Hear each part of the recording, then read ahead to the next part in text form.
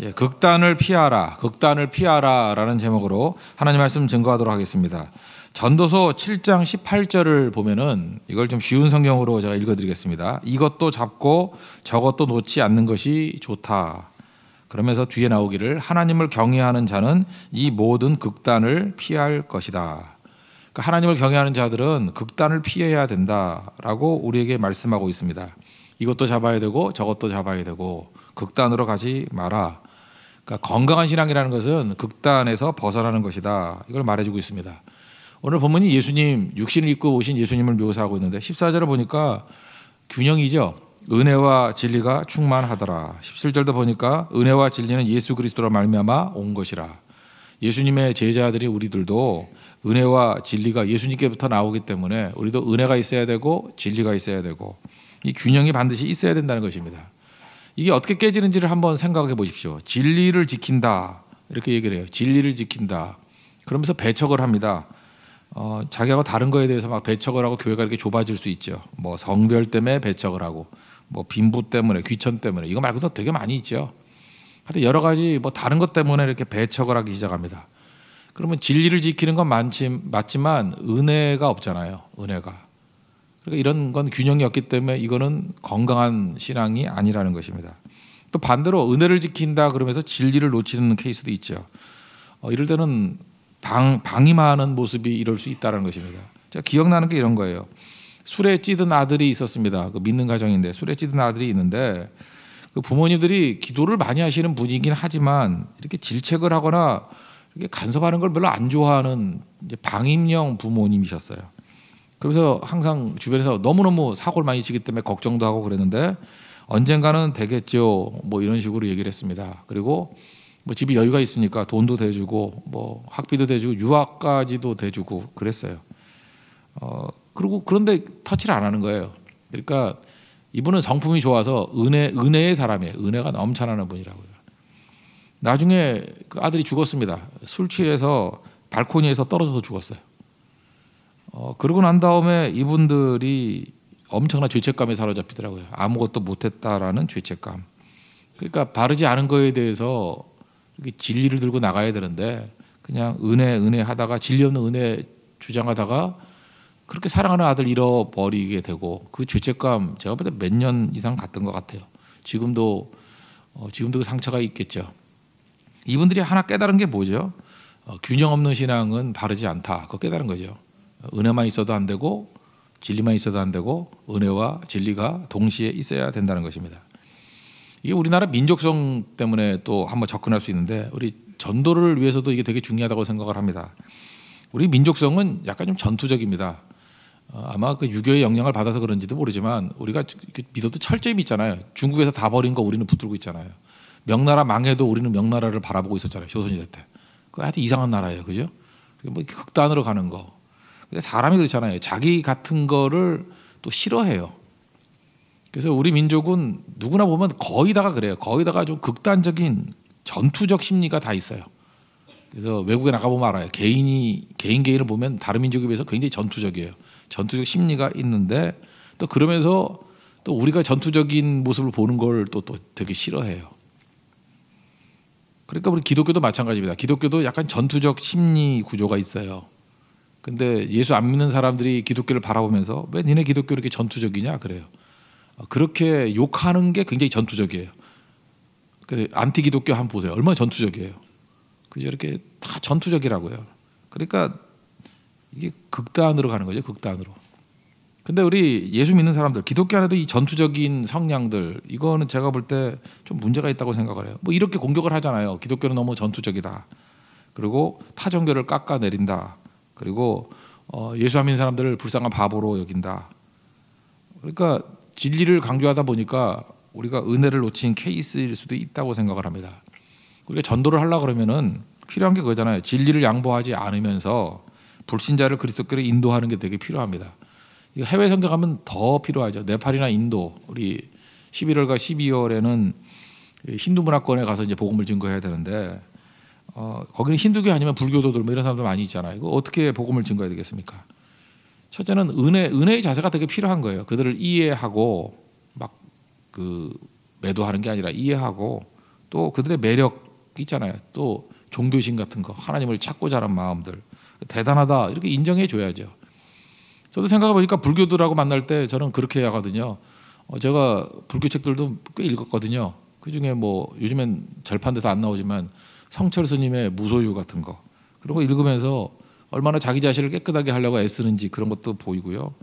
제가 그 책 읽고 난 다음에 느낀 게 내가 참 욕심으로 살았구나 이런 생각을 하면서 반성도 하고 뭐 그랬습니다. 그리고 그 진짜 그 큰 스님들 얼마나 그렇게 철저하게 자기 관리를 하는지 그걸 보면서 목사로서 부끄러운 점도 있었고 뭐 그런 것들을 쭉 얘기를 했어요. 그건 뭐 사실이니까 존중해 주는 거죠. 그러고 난 다음에 뭐 불교 얘기나 뭐 힌두교 얘기도 할 것도 없고 그러면서 객관적인 특징을 얘기를 했습니다. 특별히 뭐 불교라든지 다른 종교들의 두드러진 특징이 뭐냐면 인간의 노력을 굉장히 강조하는 것 같더라. 신자의 행위를 으뜸으로 여긴다. 그래서 선한 행위가 있어야만 극락에 가고 천국에 가고 또 선한 일을 행하기 위해서 정말 애쓰는 모습들을 많이 봤거든요. 이거는 뭐 칭찬해 줄 일이라고 생각을 합니다. 근데 나를 돌이켜 보니까 불교도들에 비해서 저 자신을 돌이켜 보니까 저는 일단 선하지도 않고 뭐 그렇게 고귀하지도 않고 뭐 생각도 뭐 그렇게 신선한 것 같지 않아요. 이게 좀 타락한 생각도 하는 것 같고 악함도 있고 부족함도 있고 더러움도 있고 진짜거든요. 우리가 뭐 자기 쳐다볼 때 이런 게 있죠. 그런데 이게 일반적인 논리 아니에요. 성경의 논리 그리고 다 논리가 이 악함과 더러움이 있으면 망해야 되잖아요. 저는 망에 마땅해요. 망에 마땅하고 죽어 마땅해요. 제대로 살지 못했고 이후에도 더 제대로 살 능력도 없는 것 같아요. 그게 현실이거든요. 그런데 지옥 갈 수는 없잖아요. 죽을 수는 없잖아요. 망할 수는 없잖아요. 그 딜레마죠. 모습은 죽어 마땅한데 남 얘기 아니고 제 얘기니까 죽을 수는 없잖아요. 이게 망해서 마땅한데 내 인생이잖아요. 내 문제잖아요. 또 망할 수 없잖아요. 그래서 저는 기독교를 믿을 수밖에 없어요. 내 힘 가지고 뭘 한다 그러면은 저는 안 되겠더라고요. 큰 스님은커녕 꼬라비 스님도 안 돼요. 저는 물론 헤어스타일만 비슷할 뿐이지 절대로 안 되더라고요. 그거는 그죠? 그래서 그렇게 얘기했어요. 제가 허송세월한 모습과 되게 약한 모습과 또 이런 걸 종합해 보건대 나의 살 길은 기독교밖에 없다고. 왜냐하면은 내가 내 죄를 얻지 못하겠다고. 죄를 씻기는커녕 죄를 중단도 못하겠고 나는 그렇게 큰 스님이 아니라서 그렇게 해도 안 될 것 같고 뭐 앉아서 뭐 몇 년을 잤다 그러는데 나는 누워서도 더 많이 잔다고. 그러니까 도저히 안 된다고. 뭐 아무리 흉내도 못 내겠다고. 그리고 저는 뭐 비유를 들기 이렇게 들었어요. 이렇게 양 봉우리 사이에 한 100m쯤 떨어져 있는데 옆으로 가야 되는데 낭떠러지예요. 저는 고소공포증이 있어가지고 절벽 타고 내려오지도 못하고 올라가지도 못하고 그냥 거기서 죽어야 되는 거예요. 근데 저쪽으로 건너가야 돼야 되는데 예수님이 다리가 되어 주신대잖아요. 예수님이 길이잖아요. 그러니 내가 절벽 못 타는데 예수님이 길 만들어 줬다 그러는데 그 얼마나 감사해요. 그럼 그 길로 가야지 뭐 딴 데 갈 데가 어디 있어요. 그런 설명했어요. 참 훌륭하신데 저는 그렇게 훌륭하지 못해가지고 내 힘으로는 절벽 타고 내려올 수도 없고 올라갈 수도 없고 예수님이 길 되어 주시고 다리 놔 주신다 그래서 그 길 간다고. 뭐 공격 없잖아요. 뭐 제 얘기 오히려 뭐 상대가 볼 때는 목사가 별소리 다 하네 할 정도로.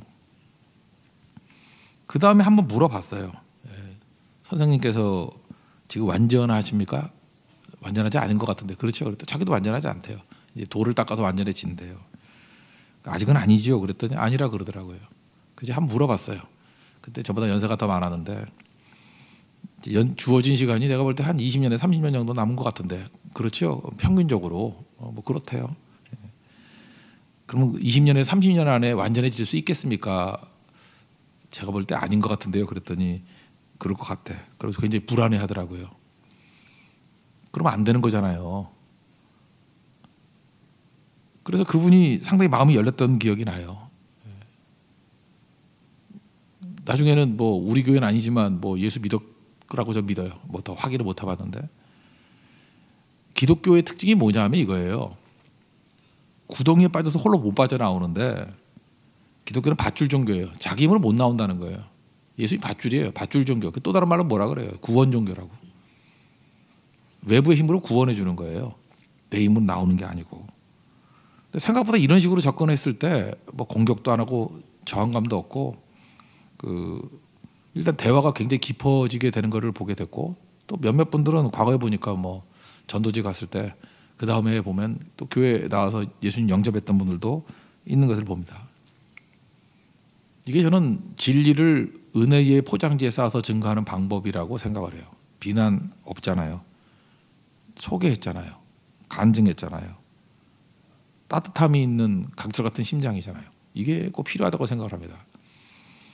예수님도 이런 식으로 전달을 하셨다라는 거예요. 그러니까 우리도 이거를 꼭 붙들고 나가야 된다는 것입니다. 모든 생명들은요 극단을 피하려고 합니다. 제가 아는 분이 고혈압 환자예요. 혈압이 무지 높아요. 하여튼 뭐 170, 180 막 이런 분이에요. 그러니까 만만치 않은 분이죠. 그래서 이 사람이 너무 다혈질이기 때문에 그 성격이 하여튼 고혈압에 딱 맞는 성격이에요. 그걸로 돌아가실 성격이에요. 하여튼 그렇게 급한 분인데 마음의 안정을 찾겠다고 어항을 사가지고 큰 어항을 사가지고 열대어를 기르기 시작했어요. 그냥 금붕어나 기르지 하여튼간에 무지 큰 거. 이분이 얼마나 다혈질인지 알겠죠. 뭘 커야 돼. 작아서는 또 승질나서 안 되는데. 이분이 마음의 안정을 취하겠다고 열대어를 기르면서 뭘 배웠느냐면 열대어 죽이는 14가지 방법을 배웠대요. 그러니까 뭐 대충 들어보면 수온이 높아도 죽고 뭐 낮아도 죽고 그다음에 pH 있잖아요. 그 3도 염도 그 알칼리성 뭐 그 있잖아요. pH 그것도 수준이 맞아야 살지 그게 높아도 낮아도 또 죽더라는 거예요. 그 안에 또 염소를 넣어야 되는가 봐. 염소가 높아도 죽고 낮아도 죽고 뭐 그런 얘기 쭉 하면서 어떻게 하면 열대어가 죽는지 14가지 방법을 배웠대요. 그래서 열대어 기르다가 혈압이 5쯤 더 올라갔어요. 그러면서 이분이 내린 결론이 있어요. 뭐냐면 생명은 극단적인 환경을 싫어하더라. 나 그게 참 인상에 남았어요. 그 여기 실패자를 통해서 배웠던 중요한 건데 우리가 다 모든 생명들 아니에요? 생명들은요 극단을 싫어해요. 익스트림을 싫어한다고. 높은 거나 너무 낮은 거나 극단. 그러니까 우리가 생명 친화적인 접근을 해야 될 거 아니에요. 우리 다 만나는 게 생명들 아니에요. 생명들이 극단을 가면요 이렇게 교양 있는 사람은 그냥 웃으면서 피하지만 다 싫어해요. 지금도 보세요. 극단적인 사람 누가 좋아하겠어요. 진리만 붙드는 그 열혈 진리파들 다 싫어해요. 은혜 그러면서 방임하고 이런 사람 그거 싫어한다고요. 저게 뭐야 그러고. 애도 마찬가지. 아기 키울 때도 너무 두들겨 패가지고 말 들어 그러는 엄마도 이상하죠. 저 진리파네 그러고.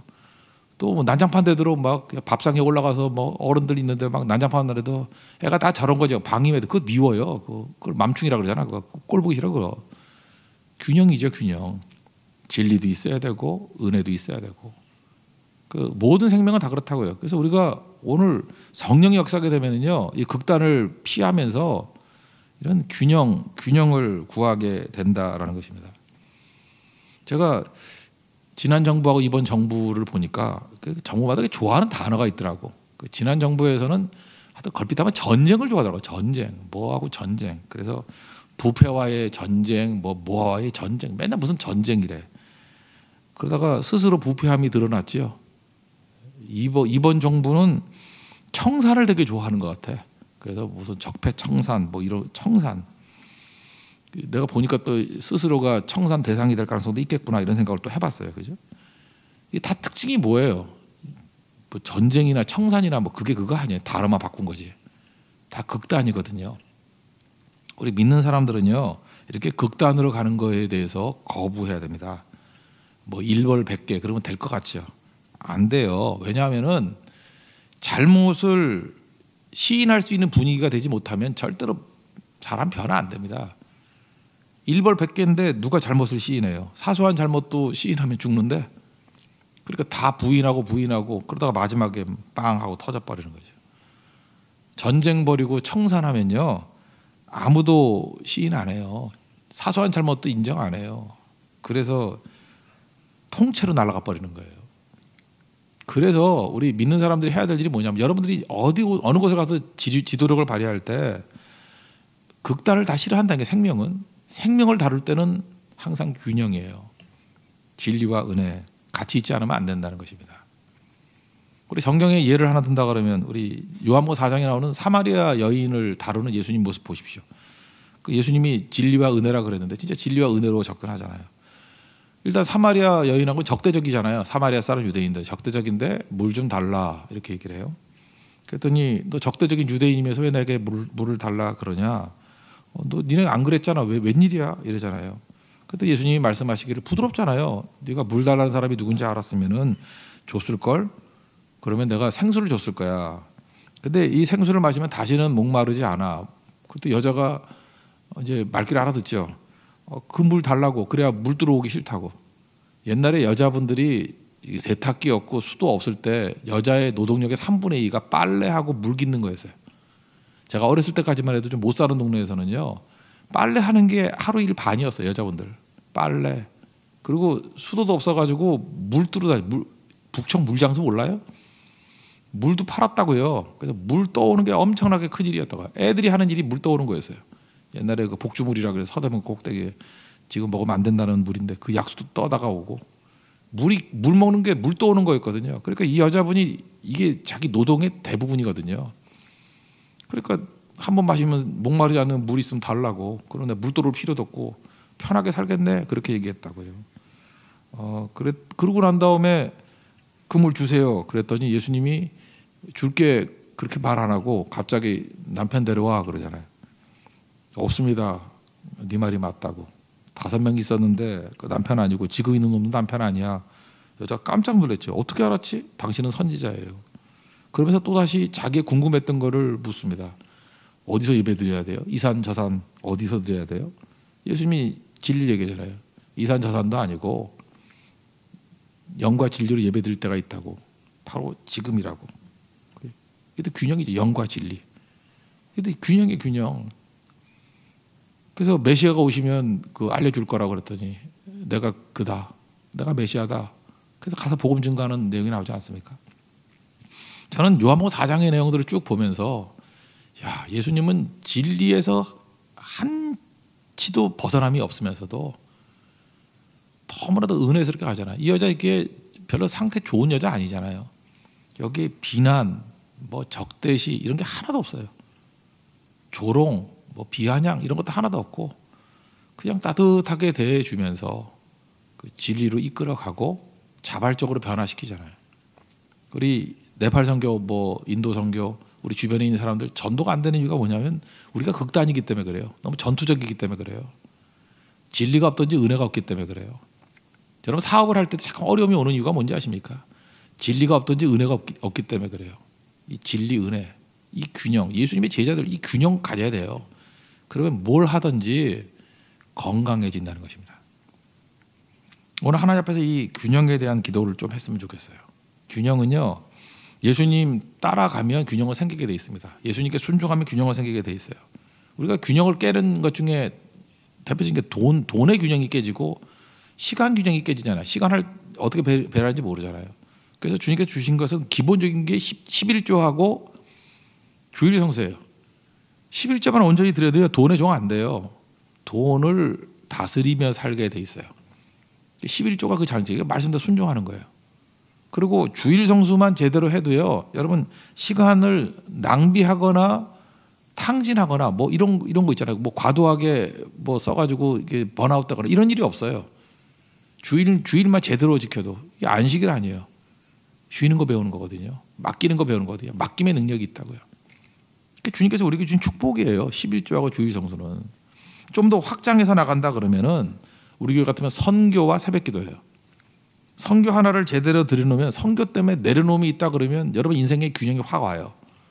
그리고 새벽기도 하나만 제대로 잡는다 그러면 하루가 절대로 넘어지지 않습니다.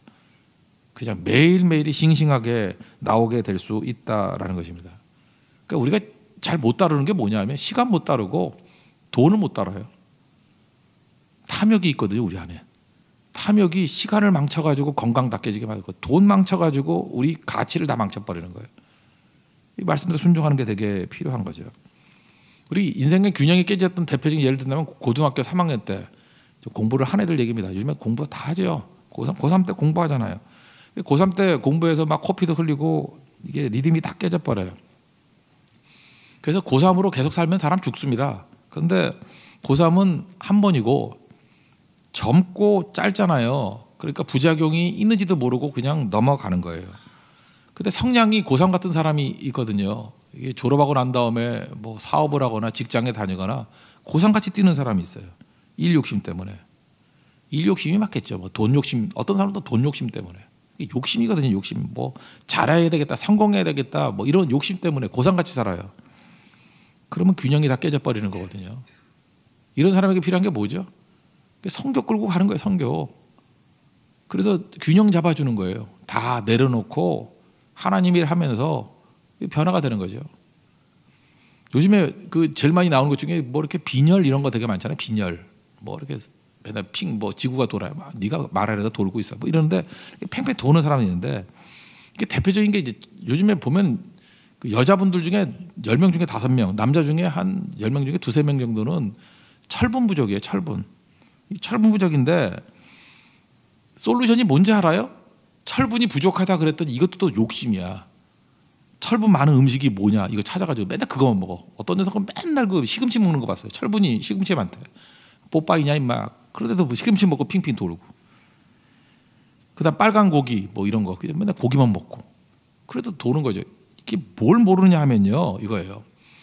우리가 음식 웬만한 거 먹으면요 그 안에 철분 다 들어있어요. 그렇게 골라 안 먹어도. 철분을 더 먹어야 되는 게 아니라 그 사람이 균형이 깨져서 철분이 빠져나가는 거예요. 빠져나가는 것만 막으면 되는 거예요. 특별히 먹을 거 없고 그거 제약회사에서 약 팔아먹으려고 하는 얘기지. 더 먹어봤자 또 다 빠져나가요. 밑 빠진 독이라고. 밑 빠진 독을 막아야지요. 빠져나가는 걸 막는 거 이게 균형이거든요. 그거를 해야죠. 그거를.